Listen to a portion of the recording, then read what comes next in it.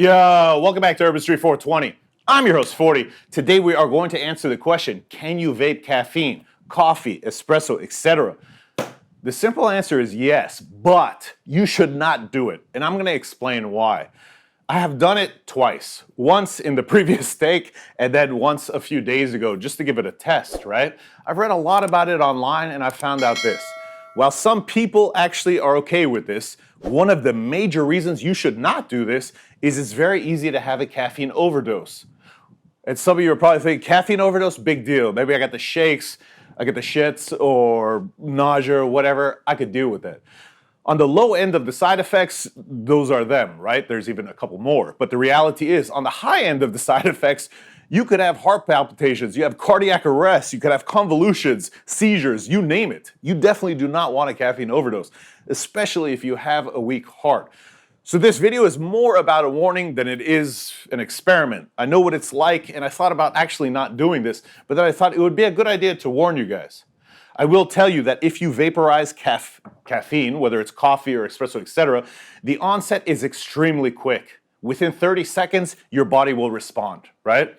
Also, the length of the caffeine trip or the caffeine experience is going to be shorter than if you had ingested it. So that's something important to note. There is different information online in regards to what temperature you should vaporize caffeine at, or coffee or espresso. From what I understand, 178 degrees Celsius or 350 degrees Fahrenheit thereabout is where it turns into a gas or a vapor. At that point, you can start vaporizing. The first time I did it at 400 degrees Fahrenheit, which is roughly 200 degrees Celsius. And when I did it like that, it felt the same as when I did it at the temperature that I just said, right? We are going to set this to 360 degrees Fahrenheit. I will leave up at the top what that is in Celsius. Let's go ahead and load this up.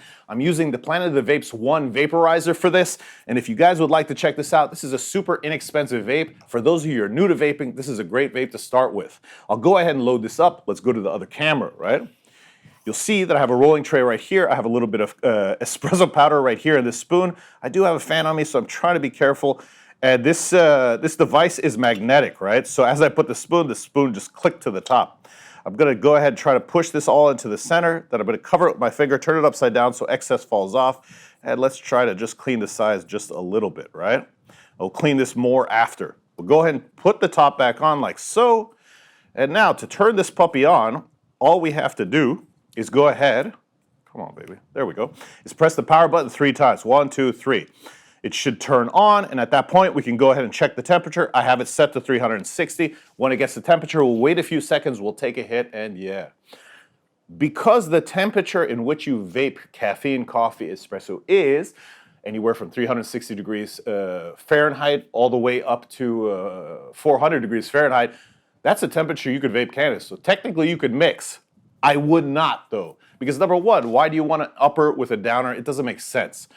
Anyways, let's go ahead. It just got the temperature. We're going to take one hit. And I'm already caffeine amped for the previous take.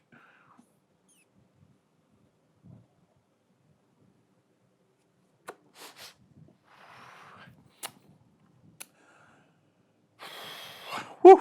I'm going to turn this off by pressing the button 3 times. Now, the reality is there's probably 4 or 5 hits in this bowl. So technically, I could wait and hit it later, right?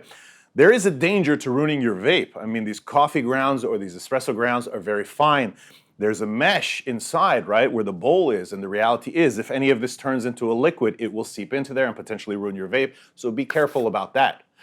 I can tell you the flavor is amazing. It is a coffee explosion in your mouth. It tastes like you just had a really nice cup of espresso or whatever.